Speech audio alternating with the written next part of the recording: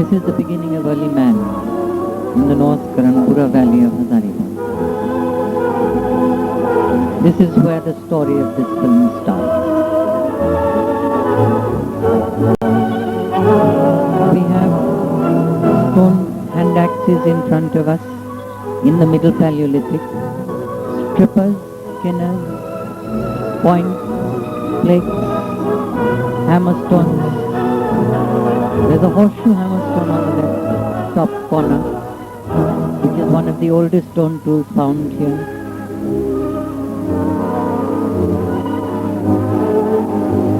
A hand axe and a hammerstone on the right hand side.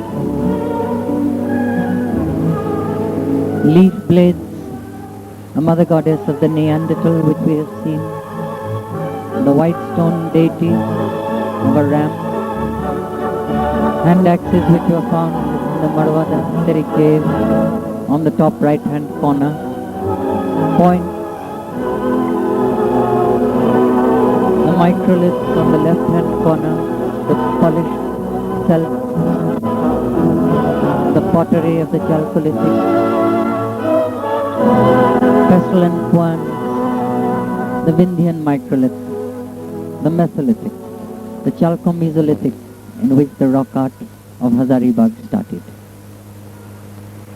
A bird woman from the Neolithic in the terracotta of Hazaribagh. Polished chrysoprase stone shells of trade, a quan, the beginning of iron. We find here the furnace pipes, the iron slag with rice husks in the metal castings. Pottery, and we find in front of us the tribal Birhors, the nomadic Utlus of Hazaribagh, a Paleolithic people who have emerged out of the Stone Age into the aluminium and steel of modern India, who still live in these leaf houses called kumbhas, who hunt and trap as their Neolithic forebears did. There is a Birhor father with his child, whose heritage has changed. Here is a man of the Proto-Australoid, the same people found in Australia, with a little whistle which he is going to blow for calling birds. Here is his family with tin utensils today. These are survival hunter-gatherers with leaf tents,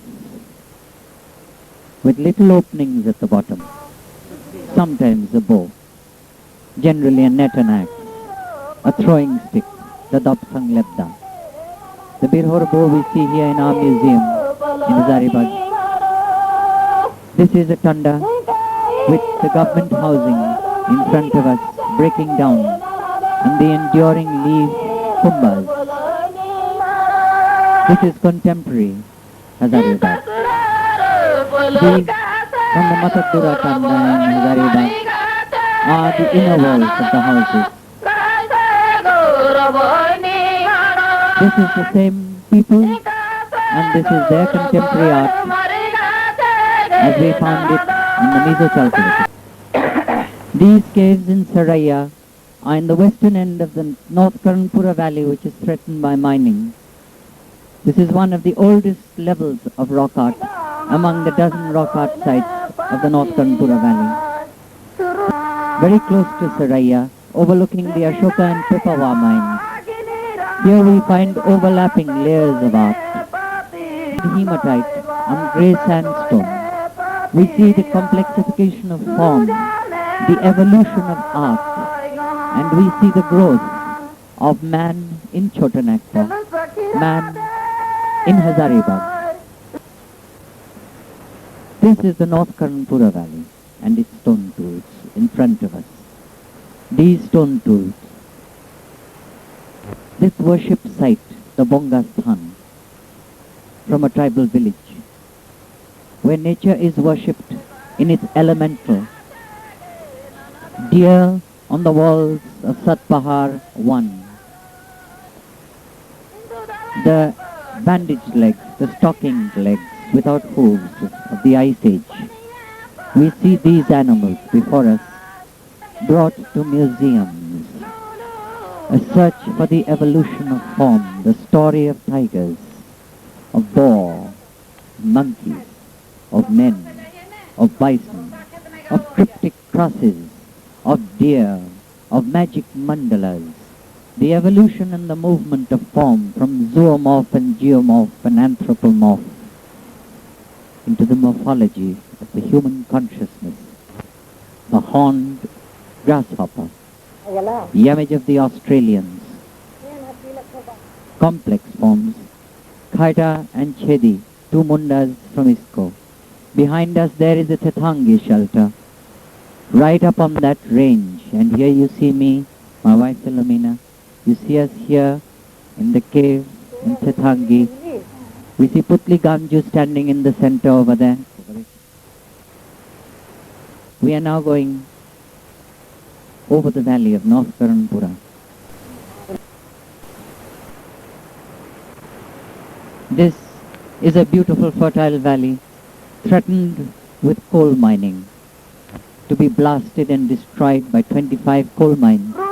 We are fighting to save this valley, and one of the reasons why we have gone so deep into the archaeology of this valley is to prepare a blueprint for the protection of this region.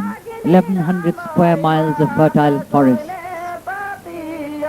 of fertile agriculture, the Paleolithic cave of ISKCO, the silence of the forest, the Bongam, the voice Earth Mother of the forest here, giving birth to a child. On the central panel of ISKCO, a leaping bull at ISKCO, the concentric circle. We have here over 90 characters of the Indus script in its Proterozoic form. We see them in stone before us. The icons of the Indus, carved before perhaps the icons of Mesopotamia, the mandala, the magic, the marriage, the engagement, all mandalas. There is a marriage mandala in the center. Signs, symbols about which our book Bridal Caves, A Search for the Adivasi Khova Tradition, was written in India, in Hazaribagh.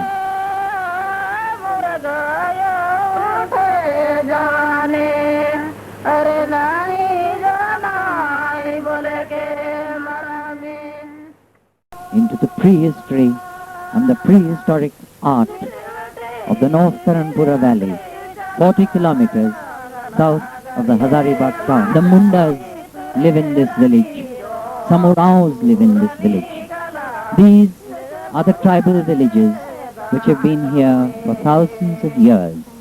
And these are the indigenous peoples of India.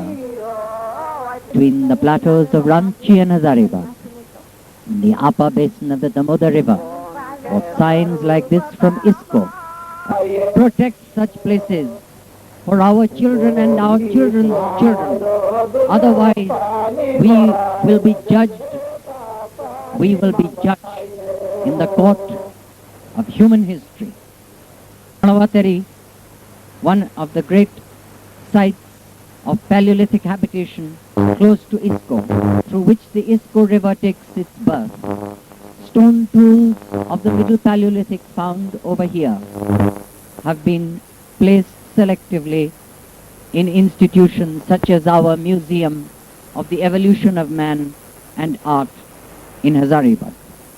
Petroglyphs on the walls deep into the Paleolithic, where stone tools have been stored in cupboards of elapsed time. This is a site where Middle Paleolithic hand axes have been found, hammer stones have been found, blades have been found in the center of this great cave, almost half a hectare in extent, filled with the remains of early man. at the height of ISKCO, surrounded the North Karanpura Valley. Sandy pebbled beaches. The Asur megalithic sites where iron making began. We see a round circle. That was a furnace site. We see the casting of metals beginning in Hazaribagh. We see from Ranchi, from the collection of the late Sarat Chandra Roy, beautiful Chalcedony axes and human figures. Here is the famous figure used as the symbol of man in India, alive in Hazaribagh. Even today, the same man that we have found over there, the Birhors of Hazaribagh, the continuers of that ancient tradition of archaeology. Now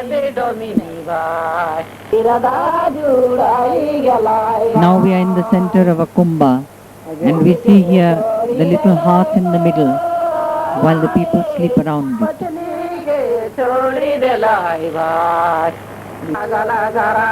child is asleep.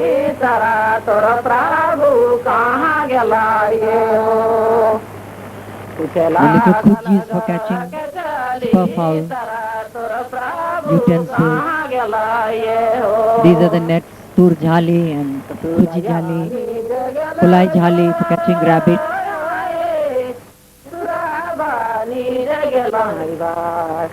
Mondaric group, but the linguistic background is perhaps more primitive than the modern Munda, because when they sing, as we hear them singing now, some of the words they use are not found in the current Munda vocabulary. Pictures as a part of the tribal art project in Hazaribagh. You see that little Birhor boy making the face of a man on the ground. He is using charcoal. And that was where the imagination of Paleolithic man emerged. We see concrete houses in the background. Government is attempting to develop these people. Bow and arrow. Man firing the bow and arrow, shooting the bow. There's a bus going.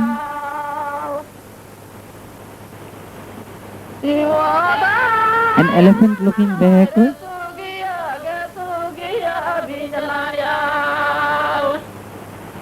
On the wall, you see petroglyphs which have been pecked out of the wall. See, that's a pecked out figure in front of us. These are all pecked out, earth mothers.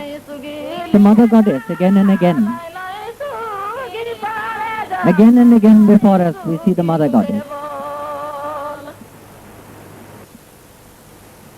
Their art is the art of bone gam. Bone the forest, gam speech. Their art is the speech of the forest. The forms that they make are forms which speak of the forest.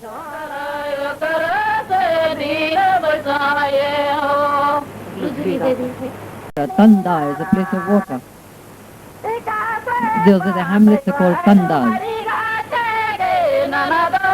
These are children's drawings in front of us, children playing with toys. By children I mean 12 and 14-year-old boys and girls who are actually married.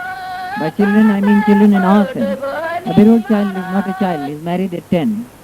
So these are young adults, we should say. With Putli Ganju here, in the village of Saheda, in Jorakat above the ISKCO rock art, we see the rock art over here is directly evolved from the rock art of ISKCO. We see forms over here of the local animals and birds.